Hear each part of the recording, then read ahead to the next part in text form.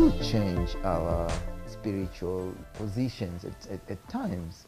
That a human being is not a stone that you move, you only have to move it from one point to the next. It actually, human being evolves, it becomes something else. And so I started looking at how did I evolve as a spiritual person? What are the kind of things that have impacted on my understanding, on my feeling of the moral and ethical purpose of my being on earth? And thinking about that made me go back and start to look at what kind of things that I find interesting in my traditional cultures that revealed to me the person that I am and could be as a human being on earth. And I think one of the things that I found out that was very, very, very influential in my spiritual development is the fact that we tend to hold on to things that we believe in for much longer than we even can imagine. I see a lot of Africans, for example, believing in magic, in witchcraft. And it's embedded in their, in the life of that person. They may question that all these things that they believe about, about witchcraft, and yet it's at certain points that clouds over, that belief, that thinking clouds over a lot of, of their thinking processes, and it becomes probably the most important thing that drives them, in their lives or drives them in the future. And thinking about that has made me go back and start to think about what are these kind of things that we believe without questioning most of the time. I started to ask myself, where do I get this sense of belonging to a bigger source of communion than my small place, my tribe, my village, my little town, my city, my country, my Africanness? What is it that actually, defines me? And I think I'm defined by all the experiences that I've gone through. So my spirituality always goes back to how I relate with other people at specific times, at specific moments of my life here. And so, yes, I may be a Christian in terms of my upbringing, but also when I go back and talk to my, my villagers, the Christian ethics are not the most important ethics for me to be able to relate with them.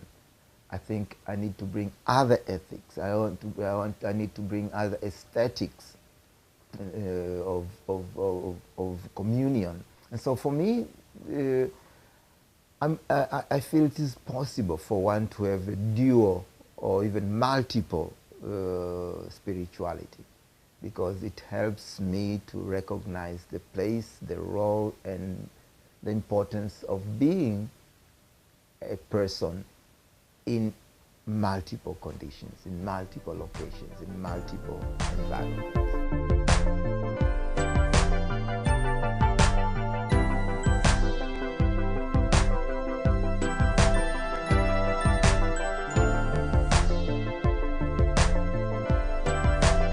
Story about the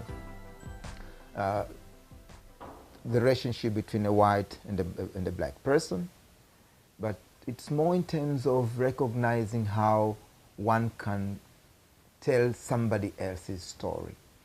And it comes out from this a report on the Truth and Reconciliation Tribunal in South Africa. And there's this story about this young man who was an interpreter to to these women who were telling their stories about the pain they went through when their families were being, messed up with, in the apartheid era. And when somebody witnesses, they speak in the first person. They say, and I started crying, and I started feeling bad, and I started, going through this pain, and my stomach hurt, and my body started, convulsing. Now, when you're interpreting that, you can't say, he said his body was convulsing. You said, my body was convulsing. So that interpreter was going through exactly the same emotions as that woman. And that meant the trauma that person was going through was absolutely almost similar, maybe not the same, but in the same vein. And for me, that expressed this position where we can actually speak for the other, because we can feel what the other says if we are able to go through that experience. If that person can feel what I feel, that person can speak for me. Now, my play is to do that, to find a relationship where one would have to go through an experience of the other, not necessarily by being that other, but by understanding what this other person went through, by communicating in the first place, so this story is going to be this young person. I don't know, I'm going to find different ways of doing it, but somehow I want to find a way that these two people can actually tell about each other in as powerful a mode, in as fantastic, beautiful, aesthetically pleasing mode you can find for people to be able to talk about one another and find communion.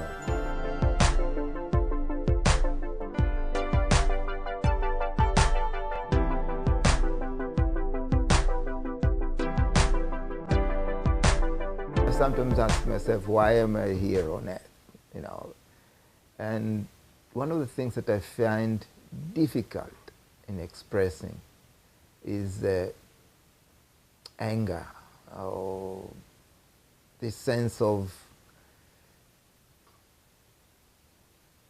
I don't know how to express it. Maybe that's the whole thing. I'm still looking for, I look at people who hold on to things, so especially painful things, so strongly that they cannot find any other way of expressing them except in negative outcomes. And I ask myself, there must be other ways that we can express ourselves. There must be what is it that I'm able to do as a person that helps me to relieve me of this anger, this constant anger that I see in other people. I look at people who come up with questions against my smiling, my being happy, my accepting life as it is. And how can you do that, Martin? And I say, why can't you do that? For me, it's part of my being to want to be good, to have an outcome that is positive rather than as negative. And so somewhere in my life, I feel I need to find a way of communicating this capacity to rid yourself of that, what do we call this? It's something that you carry along with you all your life. I look at Mahatma Gandhi, and I think there's something in there, in the life of that person, to be able to stand and say to other people, yes, you can get beaten, but your strength is not in standing up and fighting that person again. Your strength comes out of recognizing that you are much better than the person who is actually beating you. You're beating him or her with something else. I look at Mandela and I look at the kind of, capacity he had to remove himself, that anger, that 27 years of being incarcerated, and come up and saying, I can be better than you guys. I am better than you guys by doing something completely different. That is something I think every human being has. And we just have to go back and look for that and try to push it forward. And that becomes the driving force, the light, the liquid that cements the body that you are.